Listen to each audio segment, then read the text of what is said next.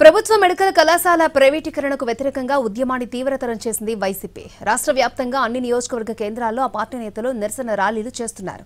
కూటమి ప్రభుత్వంపై ఒత్తిడి తీసుకొచ్చే ప్రయత్నం చేస్తోంది వైసీపీ.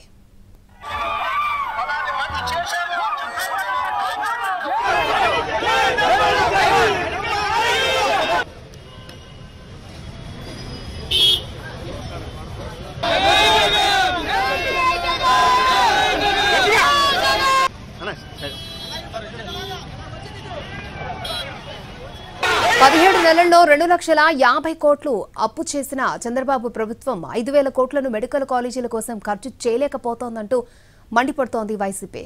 ప్రభుత్వ విధానాలకు వ్యతిరేకంగా నిరసన ర్యాలీలు చేపడుతోంది.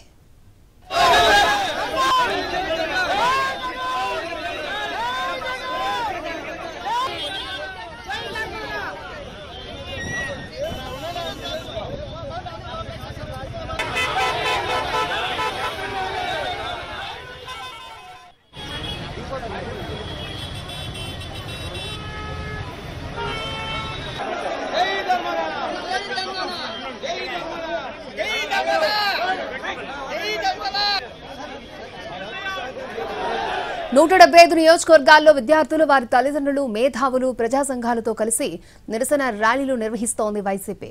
ప్రభుత్వం ఆధ్వర్యంలోనే నూతన మెడికల్ కళాశాలను నిర్వహించాలని డిమాండ్ చేస్తోంది. అయితే ర్యాలీలకు ఎలాంటి అనుమతులు లేవంటూ వైసీపీ నేతలకు నోటీసులు జారీ చేశారు పోలీసులు.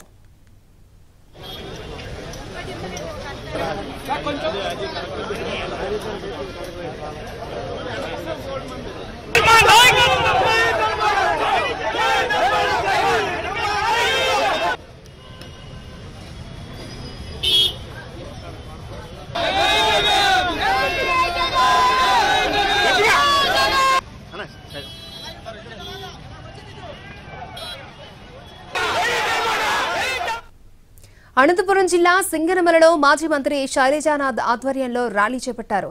ముందుగా అంబేద్కర్ విగ్రహానికి పూలమాలలు వేసి నివాళులర్పించారు. పేద విద్యార్థులు, డాక్టర్లు కావాలనే వైఎస్ఆర్ ఆశయాన్ని నిజం చేయడానికి జగన్ ప్రభుత్వం 17 మెడికల్ కాలేజీలు నిర్మించిందన్నారు. కూటమి ప్రభుత్వం వాటిని ప్రైవేటు పరం చేయాలి అనుకోవడం దుర్మార్గమన్నారు. ఇప్పటికైనా పీపీపీ విధాన నిర్ణయాన్ని వెనక్కి తీసుకోవాలని డిమాండ్ చేశారు. అనంతరం ఎంఆర్ఓకు డిమాండ్లతో కూడిన వినతి పత్రాన్ని అందజేశారు.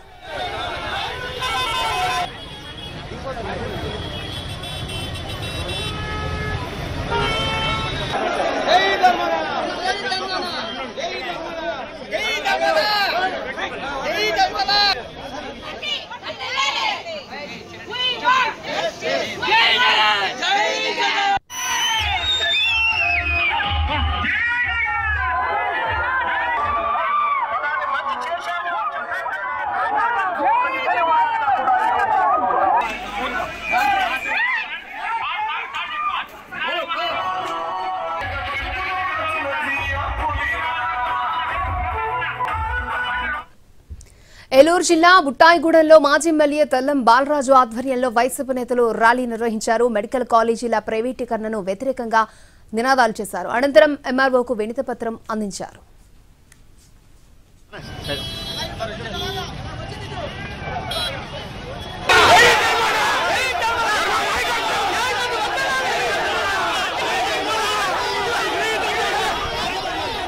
ఇదే జిల్లా ఉండి నియోజకవర్గంలోనూ వైసీపీ నేతలు ర్యాలీ నిర్వహించారు. అటు దెందులూరులోనూ మాజీ శాసనసభ్యులు కుటారు అబ్బయ్య చౌదరి ఆధ్వర్యంలో వైసీపీ నేతలు భారీ నిరసన కార్యక్రమాన్ని నిర్వహించారు. పెదవేగి మండలం కొండలరావుపాలెం వైఎస్ఆర్సీపీ కార్యాలయం వద్ద దెందులూరు నియోజకవర్గ ప్రజలు, వైఎస్ఆర్సీపీ నాయకులు, కార్యకర్తలు ఆందోళనలో పాల్గొన్నారు. ప్రభుత్వ మెడికల్ కళాశాలలు ప్రైవేటీకరణ నిర్ణయాన్ని వ్యతిరేకిస్తూ నినాదాలు చేశారు. అనంతరం పెదవేగి మండలం తహసీల్దార్కి వినతి పత్రాన్ని అందజేశారు.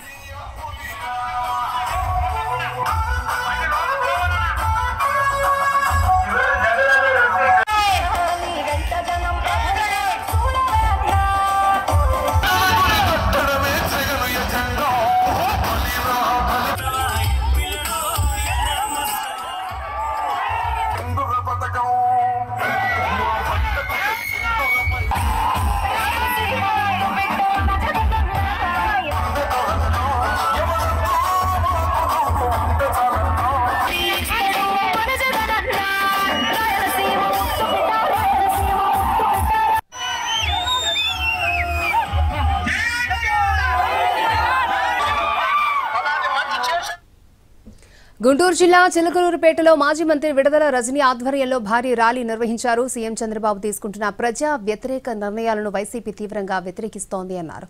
పేదలకు సంజీవనిలా ఉన్న ప్రభుత్వ వైద్య సేవలను ప్రైవేటీకరించే ప్రయత్నం చేయడం ప్రజా వ్యతిరేక చర్యగా మండిపడ్డారు. వైసీపీ హయాంలో రాష్ట్రంలో 17 మెడికల్ కళాశాలలను ఏర్పాటు చేసి వైద్య విద్యను సాధారణ ప్రజలకు అందుబాటులోకి తెచ్చిందన్నారు. కూటమి ప్రభుత్వం ఆ కళాశాలలను ప్రైవేటీకరణ పేరుతో అమ్ముకునే ప్రయత్నంలో ఉందని విమర్శించారు. పేద ప్రజలకు ఆరోగ్య భద్రత కల్పించి వారిని కాపాడే బాధ్యత ప్రభుత్వాలదేనని స్పష్టం చేశారు.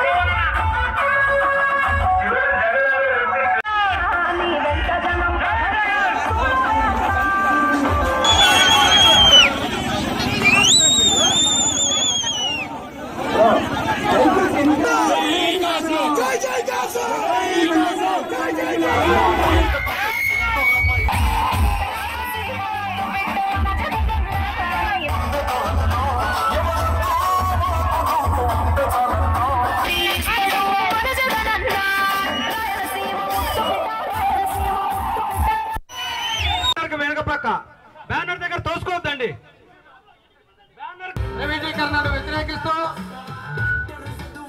మనం నిరసన ర్యాలీ మనం ఈ ఉద్యోగం చేస్తున్నాము. దయచేసి అందరూ ఎనికి రావాల్సి కోరుతున్నాము.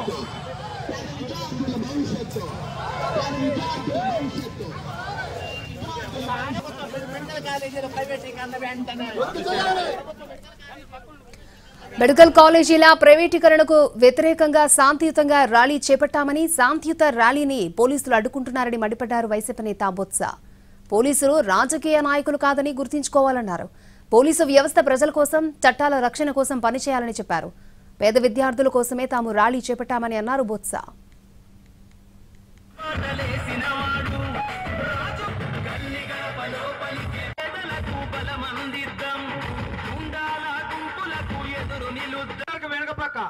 బ్యానర్ దగ్గర తోసుకోవద్దండి.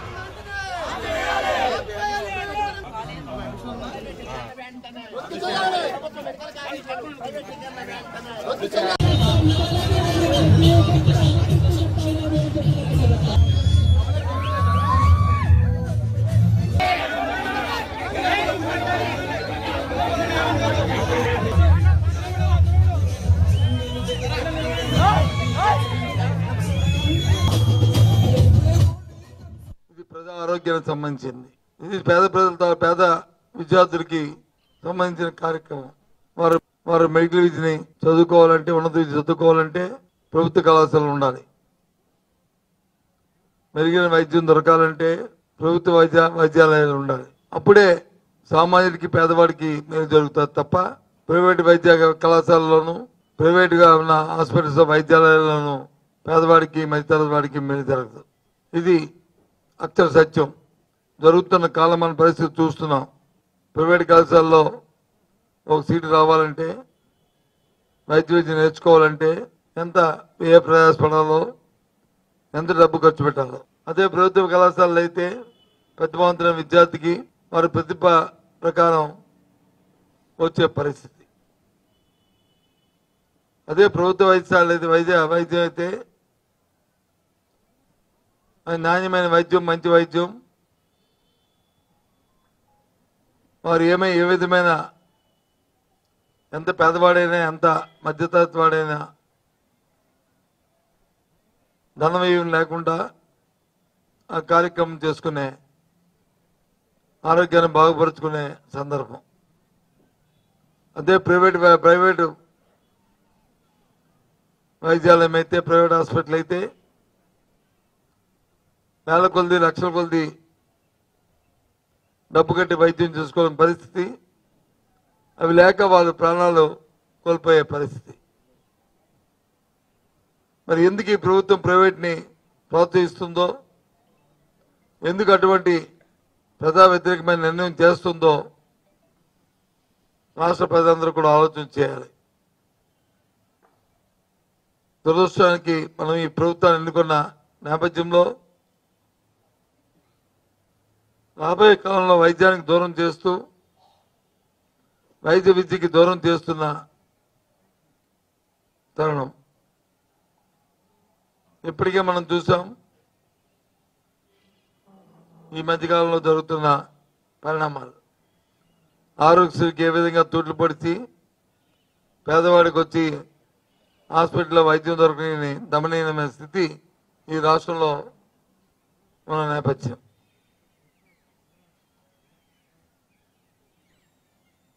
అందుకే ఇవాళ ప్రధాన ప్రతిపక్షమైన మా పార్టీ వైఎస్ఆర్సీపీ పార్టీ, మా నాయకుడు జగన్మోహన్ రెడ్డి, మా అధ్యక్షుడు జగన్మోహన్ రెడ్డి గారి నాయకత్వంలో ఇవాళ రాష్ట్ర వ్యాప్తంగా కూడా ఉద్యమానికి పిలిపివ్వడం జరిగింది. ఇంతేకాదు మళ్ళీ త్వరలో జిల్లా కేంద్రాల్లోనూ తదుపరి రాష్ట్ర గవర్నర్ కూడా ఈ కోటి సంతకాలు ఉద్యమం చేస్తున్న ఈ నేపథ్యంలో ఈ సంతకాలన్నీ ఈ ప్యాలెస్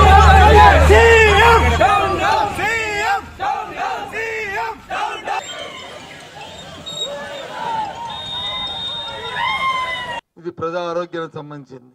ఇది పేద ప్రజలతో పేద విద్యార్థులకి సంబంధించిన కార్యక్రమం. వారు మెడికల్ విద్యని చదువుకోవాలంటే, ఉన్నత విద్య చదువుకోవాలంటే ప్రభుత్వ కళాశాలలు ఉండాలి. మెరుగైన వైద్యం దొరకాలంటే ప్రభుత్వ వైద్యాలయాలు ఉండాలి. అప్పుడే సామాన్యుడికి, పేదవాడికి మేలు జరుగుతుంది తప్ప ప్రైవేటు వైద్య కళాశాలలోనూ, ప్రైవేటుగా ఉన్న హాస్పిటల్స్ వైద్యాలయాల్లోనూ పేదవాడికి, మధ్యతరగతి వాడికి మేలు జరగదు. ఇది అక్షర సత్యం. జరుగుతున్న కాలమాన పరిస్థితి చూస్తున్నాం.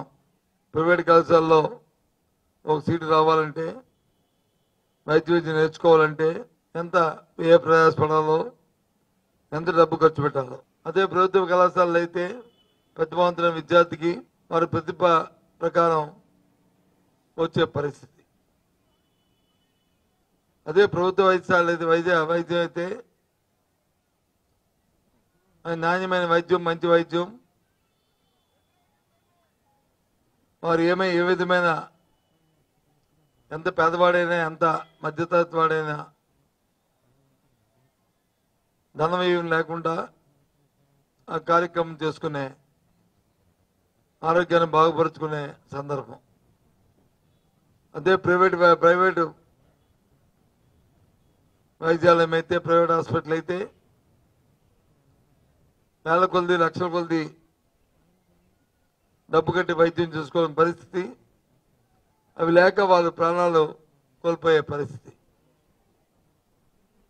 మరి ఎందుకు ఈ ప్రభుత్వం ప్రైవేట్ని ప్రోత్సహిస్తుందో, ఎందుకు అటువంటి ప్రజా వ్యతిరేకమైన నిర్ణయం చేస్తుందో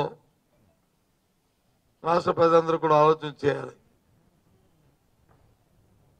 దురదృష్టానికి మనం ఈ ప్రభుత్వాన్ని ఎన్నుకున్న నేపథ్యంలో రాబోయే కాలంలో వైద్యానికి దూరం చేస్తూ, వైద్య విద్యకి దూరం చేస్తున్న తరుణం. ఇప్పటికే మనం చూసాం ఈ మధ్యకాలంలో జరుగుతున్న పరిణామాలు.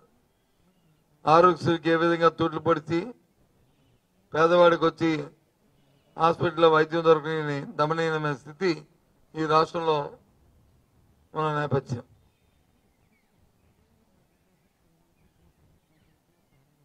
అందుకే ఇవాళ ప్రధాన ప్రతిపక్షమైన మా పార్టీ వైఎస్ఆర్సీపీ పార్టీ, మా నాయకుడు జగన్మోహన్ రెడ్డి, మా అధ్యక్షుడు జగన్మోహన్ రెడ్డి గారి నాయకత్వంలో ఇవాళ రాష్ట్ర వ్యాప్తంగా కూడా ఉద్యమానికి పిలిపివ్వడం జరిగింది. ఇంతేకాదు మళ్ళీ త్వరలో జిల్లా కేంద్రాల్లోనూ తదుపరి రాష్ట్ర గవర్నర్ కూడా ఈ కోటి సంతకాల ఉద్యమం చేస్తున్న ఈ నేపథ్యంలో ఈ సంతకాలన్నీ ఈ ప్యాడ్ని తీసుకెళ్లి గవర్నర్ గారికి ఇచ్చి ప్రజల తాలూకు వాడిని ప్రజల తాలూకు ఆలోచనని ఈ ప్రభుత్వం దృష్టికి తీసుకురావాలనేది నా ఉద్దేశం. ఇప్పటికే నేను చెప్పాం, ఎన్ని ఉద్యమాలు చేసినా ఈ ప్రభుత్వాన్ని చెమ్ముకుంటున్నట్టు ఉండదు. ఎంతసేపు ఈ ప్రభుత్వం అవినీతితో ఏ రకంగా దోచుకోవాలన్న ఆలోచన తప్ప ఇంకో ఆలోచన ఉండదు ఈ ప్రభుత్వానికి.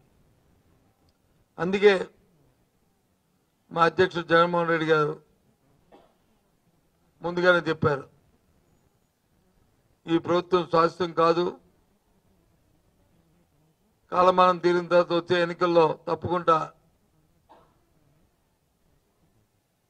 ప్రజాతాలకు మద్దతుతో మళ్ళీ మేము వస్తాం.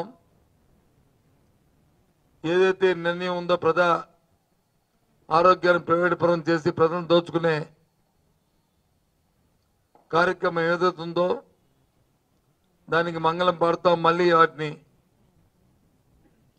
ప్రభుత్వ సంస్థగా తీర్చిదిద్దుతామని చెప్పని ఇప్పటికే చెప్పడం జరిగింది. మళ్ళీ దాన్ని మళ్ళీ చెప్తున్నాం. ఆ కార్యక్రమాన్ని తూచా తప్పకుండా దాన్ని కొనసాగ మా వంతు ప్రయత్నం చేస్తాం. ఈ తాలూకా ఈ విధానాన్ని ఈ ప్రభుత్వం విడిచే వరకు కూడా ఈ పోరాటం కొనసాగిస్తామనే విషయాన్ని కూడా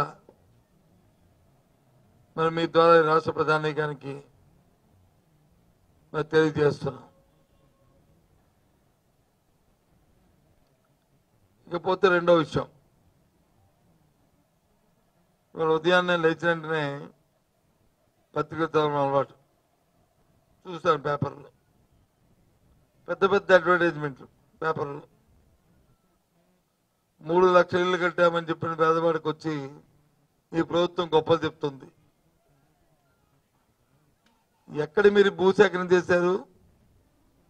ఎప్పుడు మీరు ఇంటికి శంకుస్థాపన చేశారు?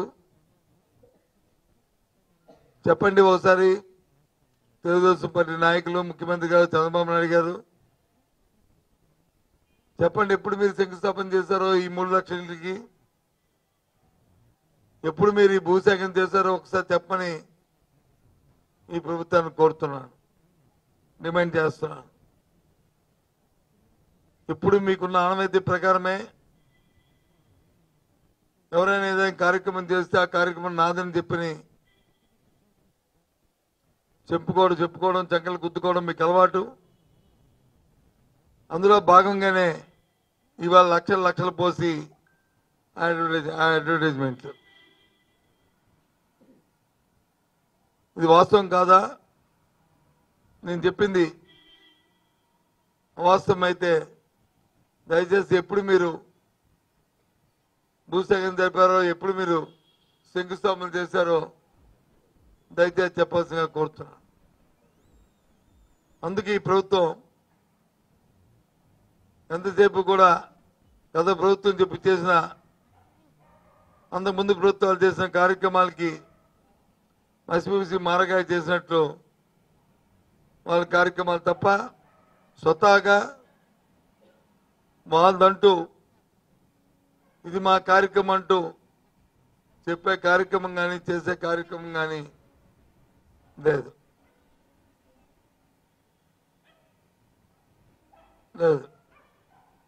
ఈ విధంగా ఈ ప్రభుత్వం కొనసాగుతుంది. మళ్ళీ చెప్తున్నాను, ఈ రాష్ట్రంలో ప్రజలందరికీ మీ ద్వారా తెలియపరుస్తున్నాం. మా పార్టీ మా అధ్యక్షుడు జగన్మోహన్ రెడ్డి తాలూకు ఆలోచనని ఈ రాష్ట్రంలో ప్రజా ఆరోగ్యం ప్రభుత్వం చేతిలోనే, ప్రభుత్వం తాలూకు కనుసరణలోనే జరగాలి. పేదవాడి తాలూకు వైద్య విద్య ప్రభుత్వ విధానంలోనే ఉండాలి. అప్పుడే పేదవాడికి న్యాయం జరుగుతుందని తెలియజేస్తున్నాం. ఓకే. మెడికల్ కాలేజీల ప్రైవేటీకరణ నిర్ణయంతో పేద విద్యార్థులకు వైద్య విద్యను దూరం చేస్తున్నారని మాజీ మంత్రి కాకాని గోవర్ధన్ రెడ్డి ఫైర్ అయ్యారు. వ్యక్తిగత స్వార్థం కోసం నిరుపేదల ప్రయోజనాలను చంద్రబాబు తాకట్టు పెడుతున్నారని ఆగ్రహం వ్యక్తం చేశారు. ప్రైవేటీకరణ నిర్ణయాన్ని వెనక్కి తీసుకోవాలని డిమాండ్ చేశారు. తీసుకొస్తే వాటిలో 7 మెడికల్ కళాశాలలు పూర్తయ్యాయి. 5 మెడికల్ కళాశాలలో అడ్మిషన్లు కూడా అయ్యాయి. 10 మెడికల్ కళాశాలలు వివిధ దశలలో పురోగతిలో ఉన్నాయి. అటువంటి నేపథ్యంలో చంద్రబాబు నాయుడు గారు ఈరోజు 10 మెడికల్ కళాశాలను ప్రైవేటీకరణ చేయాలనేటువంటి దుర్మార్గం. దానితో పాటు ఈరోజు పూజితమ్మ చెప్పినట్టుగా పులివెందులకు సంబంధించినటువంటి నేషనల్ మెడికల్ కౌన్సిల్ అడ్మిషన్లు ఇస్తే 50 మంది పేద విద్యార్థులు వైద్య విద్యను అభ్యసించేటువంటి అవకాశం వెసులుబాటు కలిగితే దానిని వద్దు అని రాసినటువంటి చరిత్రహీనుడు ఎవడన్నా ఉన్నాడు అంటే రాష్ట్ర చరిత్రలో చంద్రబాబు అక్కడే.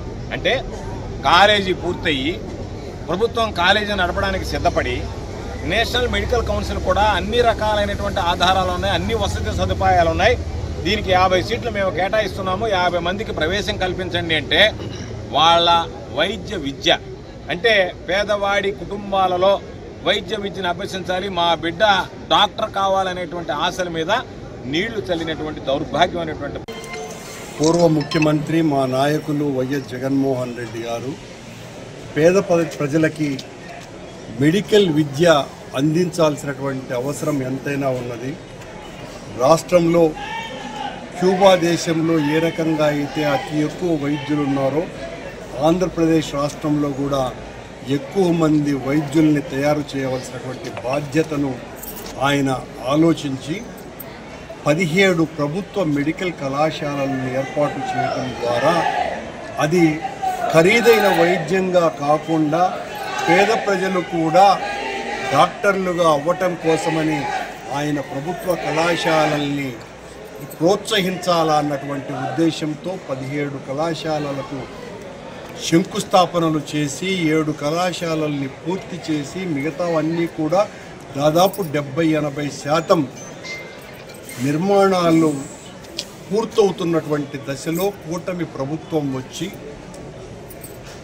పేద ప్రజలకు వైద్యాన్ని దూరం చేయాలన్నటువంటి ఒక దుష్ట సంకల్పంతో ఈ 17 మెడికల్ కళాశాలన్నింటినీ కూడా ప్రైవేటీకరించాలా అన్నటువంటి కేవలం ఒక 5-6 వేల కోట్ల రూపాయలు ఖర్చు అయితే పూర్తయ్యేటువంటి ఈ ప్రభుత్వ కళాశాలల్ని వ్యాపారపరం చేస్తూ ప్రైవేటు వ్యక్తులకు ధారాదత్తం చేస్తున్నటువంటి ఈ చంద్రబాబు గారి ప్రభుత్వం యొక్క దుశ్చర్యలకు వ్యతిరేకంగా రాష్ట్రంలో ఉన్నటువంటి పేద ప్రజలంతా కూడా మాకు జగన్మోహన్ రెడ్డి గారు ఇచ్చినటువంటి ఈ గొప్ప అవకాశాన్ని దూరం చేయొద్దండి, ఈ ప్రభుత్వ కళాశాలల్ని ప్రైవేటీకరించకండి అని రాష్ట్ర వ్యాప్తంగా గత 3 నెలలుగా పెద్ద ఎత్తున ఆందోళనలు చేస్తున్నారు.